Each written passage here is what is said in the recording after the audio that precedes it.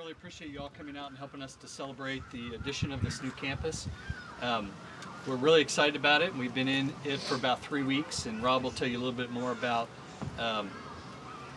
what all is here. I want to introduce you, though, if I may, to a couple people who I think are around the corner. Leslie Miller. Leslie, if you'll pop your head back. Leslie is our chairman of the board, and she is a parent here, has 2 children in the school, and then Joanne Thornton right here is also now on the board, and she and her husband Robert are founding families of Geneva School, so we're pleased to have them with us today. And I'm also joined by Jessica Gumbert, who's the head of our elementary program. We call it Grammar School, and her assistant Beverly Johnson is over here. And Gay Young, who I think all of you know from Chamber Breakfasts. We apologize for that, but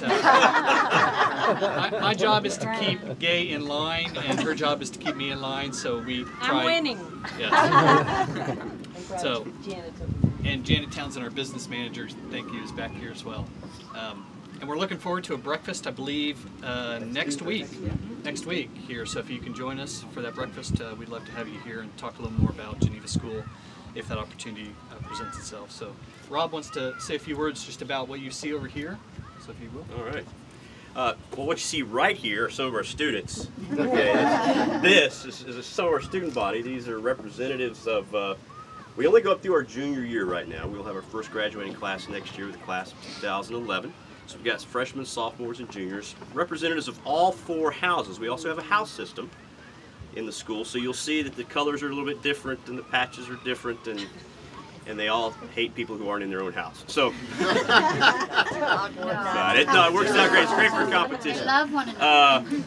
Interestingly, we have 4 houses. That's Chaucer, Milton, Sayers, and Lewis, and that's the name of the 4 academic buildings here on a rhetoric school or high school end of our campus. And then we have behind these 2 locker rooms, you can't really see them, we have an arts building and a science building, Mozart and Galileo respectively, in case you're wondering. And then just to mess up with the logic or junior high students, it's all Greek philosophers. So the students there report to either Plato, Aristotle, Ptolemy, or Archimedes.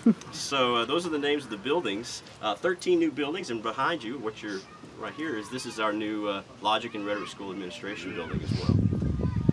Room to grow. We have some rooms that aren't being used so far, so it gives us room to grow, but it's a great village sort of community feel about it as well. So we're still adjusting, but it's a really neat time for the students, because now they feel like they're high school students, or not always with the grammar school students, those kind of things. So I think it's a really good feel.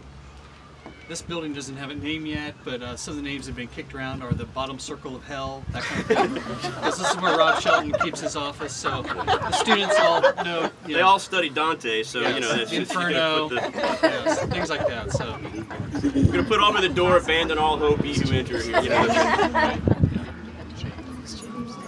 Any questions about the buildings or about how we do things around here? Yes, sir. I had a chance to walk around a little early, and you mentioned something about the history classes with those tables that we built in there. Certainly. In our humanities classes, in our high school humanities classes, we really emphasize the humanities in many ways in our upper school. That's a combination of history, Bible, and literature, where it really is an examination of what makes us, what is the greatness of being humanities. So they study a lot of the history and then the primary texts from those periods as well in their literature courses. They do that in rooms that have these called Harkness tables, huge tables that kind of foster discussion. So all the students are sitting around the tables, and it actually, just by its geography, fosters discussion. And and the point is so that students enter into the great conversation of Western civilization. So they're part of that. So they see where we've been, where we are now, where are we going, the importance of ideas, and their consequences. So that's what that does. It fosters great discussion. if your time permits, we'd love to give you a tour of the campus after the ribbon cutting. I know you have another one to go to here this afternoon, but we're here, and if you want to stick around, we can show you the new campus and talk with you about some of our future plans for here as well. How many acres do y'all have? 32.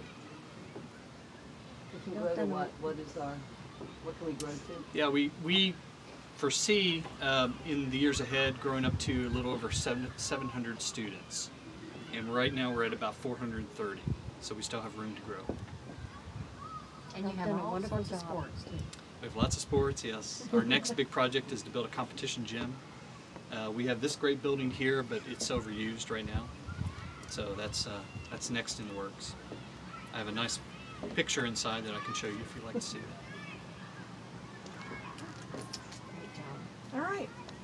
We'll We'll do take a the group picture? Yes. Yeah, we're going to do the ribbon cutting. Yeah, we'll do it on the steps right now.